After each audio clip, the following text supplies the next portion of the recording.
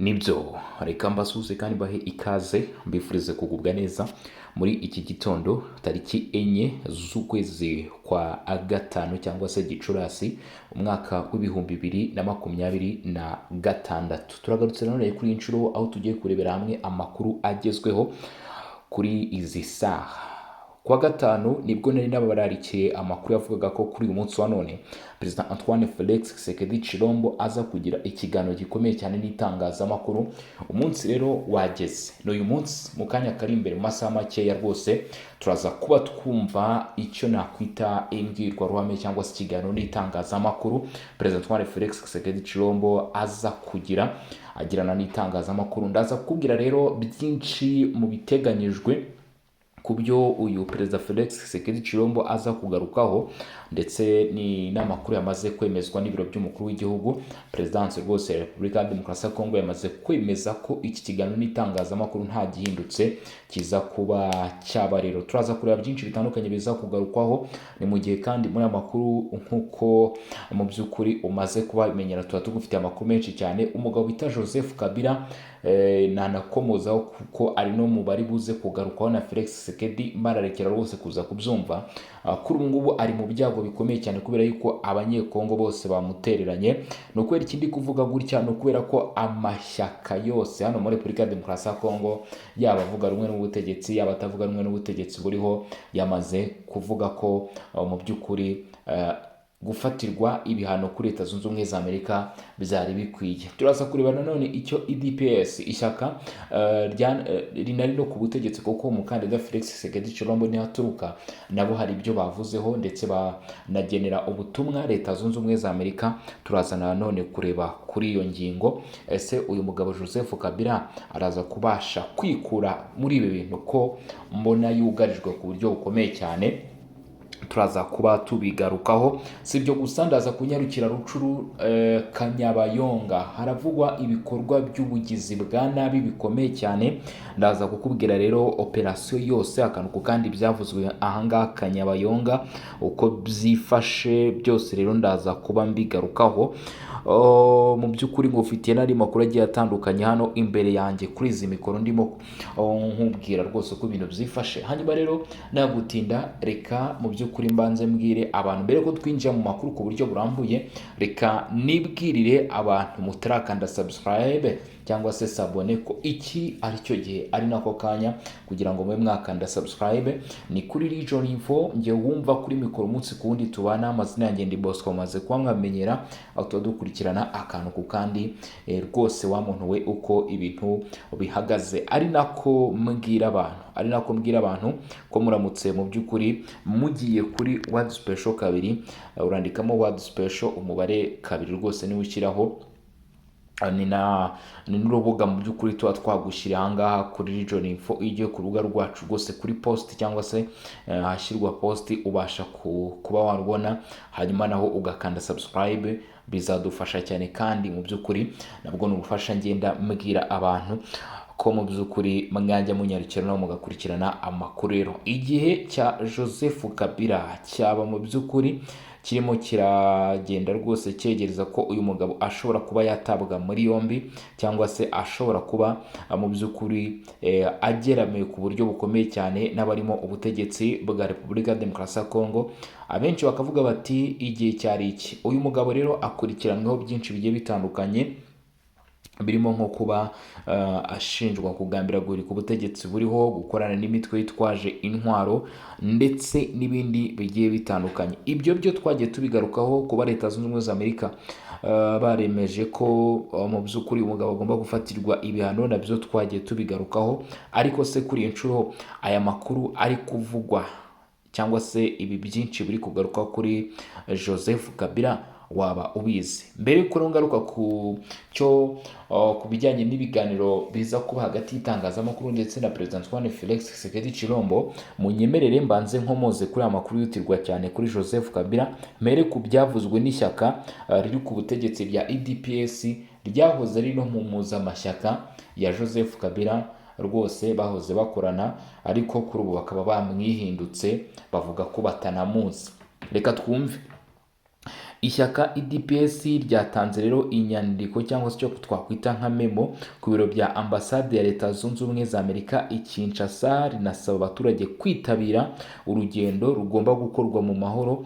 Rwari rwateguwe ku itariki 2, ariko uru rugendo rwashyizwe kuri uyu munsi wa none tariki 4 Gicurasi, aho hagamijwe ngo kugaragaza ko abanyekongo bashyigikiye ubuyobozi bwa Amerika n'uwahoze ari Perezida Donald Trump ko bafatiye ibihano uyu nguyu Joseph Kabila. Ni urugendo rwari rwabanje gutegurwa ku itariki 2 Gicurasi, ariko rukaba rwamaze kwimurirwa ku itariki 4 Gicurasi kubera impamvu zirimo z'imirimo ya leta, kuko kuwa gatandatu ambasade ziba zifunze. Ibi byatangajwe na Augustin Kabuya, umunyamabanga mukuru wa IDPS, ndetse bari no mu bateguye iyi myigaragambyo.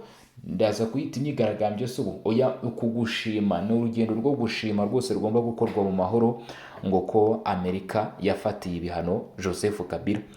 Augustin Kabuya yavuze ko bifuza gushyikiriza inyandiko yabo abayobozi ba ambasade ya Amerika ubwabo aho kuyinyuza mu nzego z'umutekano. Yavuze kandi ko uru rugendo rugamije kugaragariza isi yose ko abaturage bagize Repubulika Iharanira Demokarasi ya Kongo bashyigikiye ibyemezo Amerika yafatiye Joseph Kabila n'ingamba zayo zo kugarura amahoro mu burasirazuba bw'igihugu. Ibyo bihano byafatiwe Kabila n'urwego rwa Amerika rushinzwe kugenzura imitungo y'abafatanyabikorwa. Ibihano icyitwa OFAC, Office of Foreign Asset Control, aho rumushinja gufasha umutwe wa M23 n'icyitwa AFC muri rusange, imitwe irwanya ubutegetsi ikora mu burasirazuba bwa Kongo. Amerika ivuga ko iyi mitwe ifashwa n'u Rwanda mu bya gisirikare, ndetse ariko uwitwa Joseph Kabila nyine nawe arimo. Uru rugendo rero ngo rwagombaga gutangira ku isaha y'isa 2 za mu gitondo kuri aho bita ngo ni Barive Triomphe, muraza kwihangana ubwo niba ntabivuze neza, ariko abahazi ubwo barahazi, hafi y'ingoro y'inteko ishinga amategeko, rukanyura kuri Barive de 30 J rugana kuri ambasade ya Amerika. Ubwo ngo abitabiriye barasabwa kwambara imyenda y'umweru mu rwego rwo kugaragaza ko ari urugendo rw'amahoro rugomba gutangira n'ubundi nk'uko byari biteganyijwe tariki 2, bikaza gusubika, ariko bikaba byasubukuwe kuri tariki ya 4 ku isaha y'isa 2 nibwo uru rugendo ruraza gutangira. Ku bijyanye rero n'ingaruka z'ibihano, mu mitungo yose ya Joseph Kabila burya iri muri Amerika cyangwa igenzurwa n'ibigo bya Amerika yahise ifungwa. Nanone ibigo bifitanye isano nawe ku kigero kiri kuri 50% cyangwa kirenga nabyo birafatirwa, birahagarikwa, kandi nta bikorwa by'ubucuruzi byemewe kubikorerwamo keretse habonetse uburenganzira bwihariye. Niba n'imitungo afitemo imigabane igera kuri 50% nayo yarahagaritswe. Ibihano bije bikurikira ibindi byafatiwe ingabo z'u Rwanda n'abayobozi bazo bashinjwa gushyigikira M23, umutwe umaze igihe ushinjwa guhungabanya uburenganzira bwa muntu mu gihugu imbere. Joseph Kabila nawe aracyakurikiranweho ibyaha bisa n'ibi, ndetse urukiko rukuru rwa gisirikare rwamukatiye igihano cy'urupfu adahari. Bituma bigorana ko yagaruka muri Repubulika ya Demokarasi ya Kongo, nubwo abamushyigikiye bavuga ko ari umugambi wa politiki wo kumukumira. Urumva ko Joseph Kabila akomeje rwose kugorwa. Gusa nubwo wumva twahere kuri IDPS, ntabwo ari ryo shyaka ryonyine ryaje kumvikana rishyigikiye ibihano Kabila yafatiwe cyangwa se ko yahanwa, ahubwo kuri ubu ishyaka Congress National Congress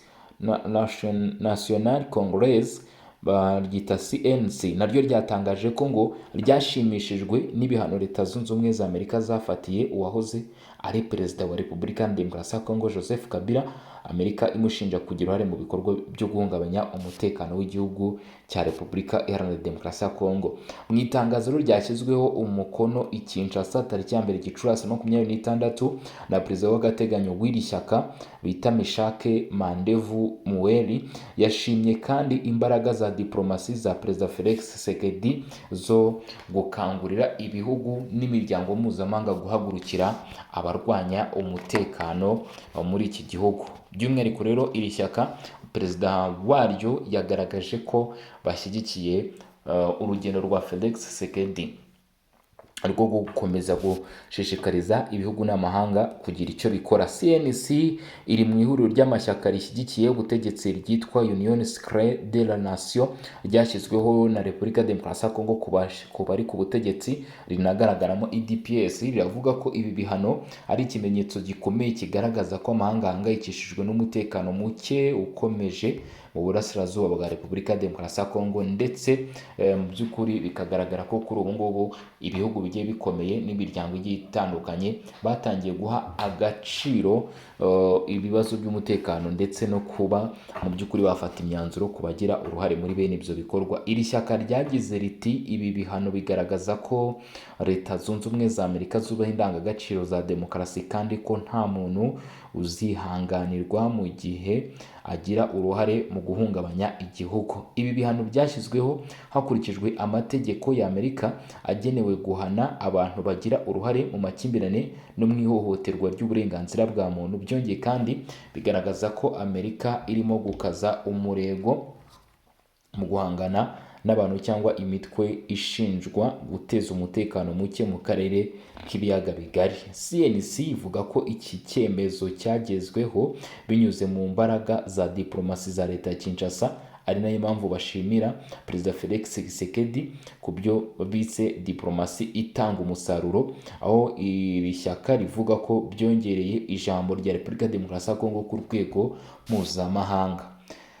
Iri shyaka ryongeye gusaba abanyekongo gushyigikira Perezida wa Repubulika n'inzego z'igihugu, aho rivuga ko ari inshingano ya buri wese ukunda igihugu. Nanone CNC yahamagariye abanyekongo kwishyira hamwe no kurinda igihugu, inaburira abantu bose bashobora kugira uruhare mu bikorwa by'ubugizi bwa nabi mu burasirazuba bw'igihugu, yaba ab'imbere mu gihugu cyangwa abaturutse hanze. Ibi bihano byafatiwe Joseph Kabila byaje mu gihe umutekano ukomeje kuzamba mu ntara za Kivu y'Amajyaruguru, Ituri, ndetse aho intambara zikomeje. Mu mezi ashize leta ya Kinshasa yakomeje gushinja u Rwanda gufasha imitwe yitwaje intwaro ikorera muri Repubulika ya Demokarasi ya Kongo. Gusa ni ibirego u Rwanda ruhakana. Muri rusange iki cyemezo cya Amerika gishobora kongera igitutu ku bantu bakekwaho kugira uruhare muri aya makimbirane, kandi kikanafasha Repubulika ya Demokarasi ya Kongo mu gushaka inkunga mpuzamahanga mu gukemura ikibazo cy'umutekano. Mu gushyigikira ibi bihano, CNC igaragaza ko iri ku murongo wo gushyigikira ubufatanye mpuzamahanga no gukomeza gushyigikira ubutegetsi buriho mu guhangana n'ibibazo by'umutekano bikomeje kugaragara. Muri make, abanyekongo bashyigikiye igitutu cy'abanyamerika ku bari kugira cyangwa se ku bashinjwa kugira uruhare muri iri hungabana ry'umutekano muri Kivu zombi ndetse no mu bice nka Ituri. Tuvuye kuri ibyo rero, mbere yuko tugaruka no ku yandi makuru ari kuvugwa muri teritwari ya Rucuru, hari kuvugwa ubugizi bwa nabi bukomeye cyane by'umwihariko mu bice bigenzurwa na FC23. Reka mbanze nkomoze kuri aya makuru nanatangiriyeho mu ngingo z'ingenzi mbabwira ibyo turi bugarukeho kuko nari nabigarutseho. Perezida Antoine Felix Tshisekedi Tshilombo wa Repubulika Iharanira Demokarasi ya Kongo bakunze kwita Faci Beto, kuri uyu munsi wa none tariki 4 Gicurasi bitegerejwe ko aza kugirana ikiganiro n'itangazamakuru ndetse n'abandi bayobozi bagiye batandukanye baza kuba bahari.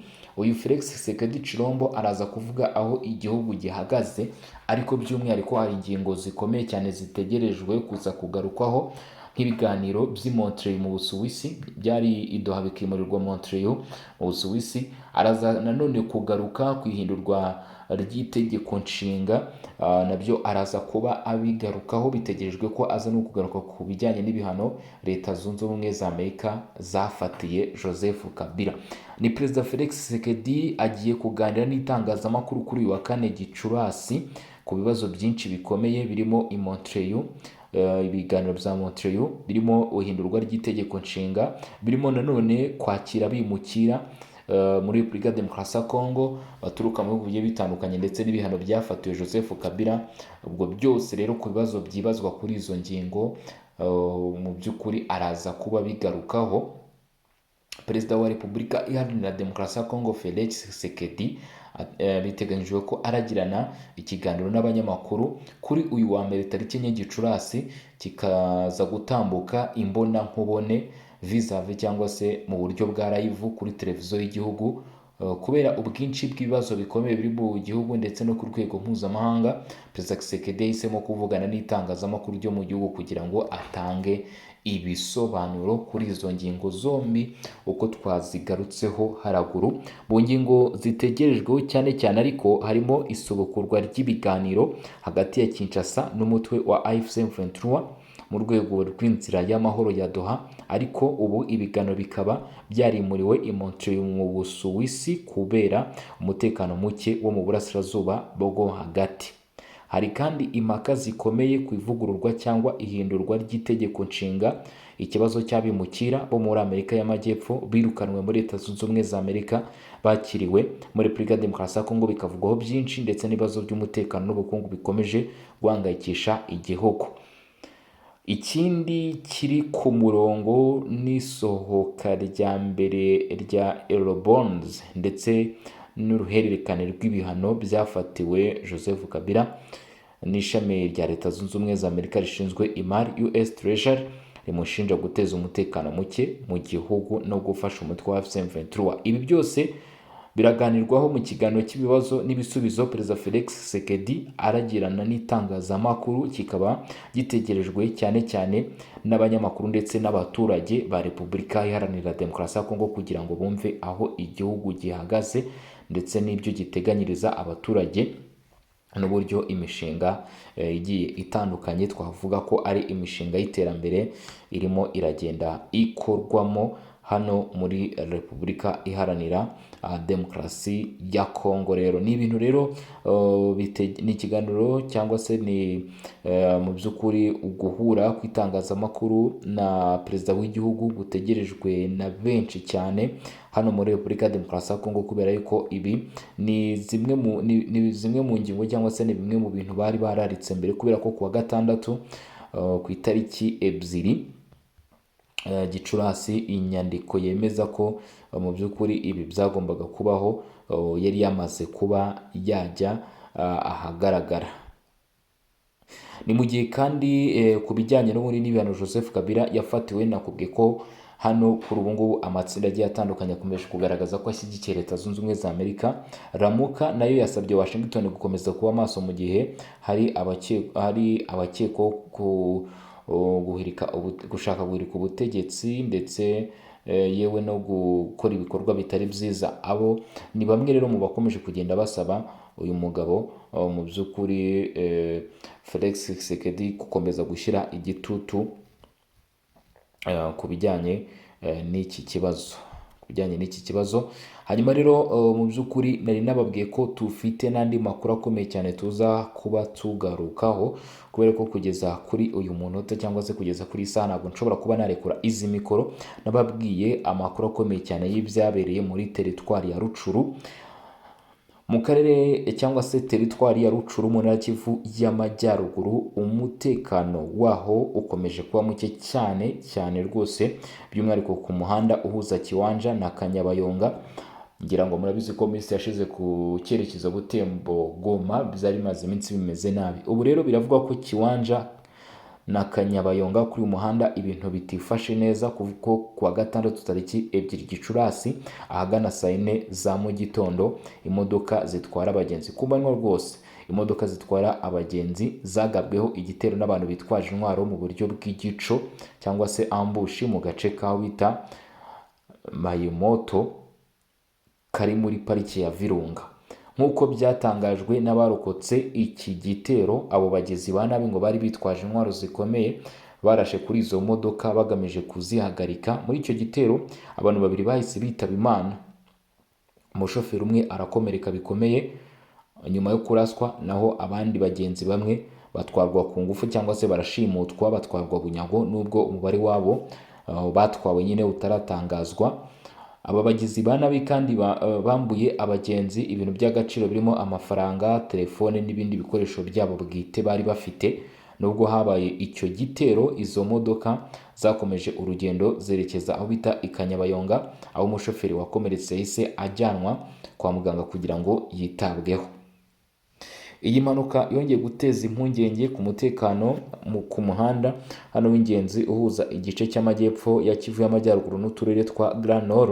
Mu mezi ashize kuri uwo muhanda hari hakomeje kugaragara ibitero byinshi nk'ibico nk'ibi ngibi by'ubujura ndetse n'ishimutwa ry'abantu, cyane cyane mu gihe mu gice cya parike ya Virunga gikunze kugaragaramo imitwe yitwaje intwaro, niho ibikorwa nk'ibi bikomeje kugenda bigaragara. Kugeza ubu inzego z'umutekano ntiziragira icyo zitangaza kuri iki gitero, mu gihe abakoresha uwo muhanda bakomeje gusaba ko umutekano wakongererwa kugira ngo abantu n'ibyabo bagende batekanye, babashe kugera iyo bajya mu mujyi wa Goma ndetse n'abajya mu tundi duce tugiye dutandukanye, umutekano rero urushaho gukazwa, kubera ko ubu ngubu ingendo mu mujyi wa Goma kuva mu bindi bice bigiye bitandukanye ngo harabanza ko kuzitekerezaho, ndetse no muri bice bigiye bitandukanye byo muri teritwari ya Rucuru. Ngayo nguko rero ngibyo ibyo twari twabateguriye, turasura amasaha ari imbere turira n'andi makuru, ngira ngo murabyumva ko ibintu biri kurushaho kugenda rwose bisaba ko muza gukurikirana, kubera ko ni amakuru y'uruhererekane, ndetse ubwo turagaruka mu kanya kari imbere.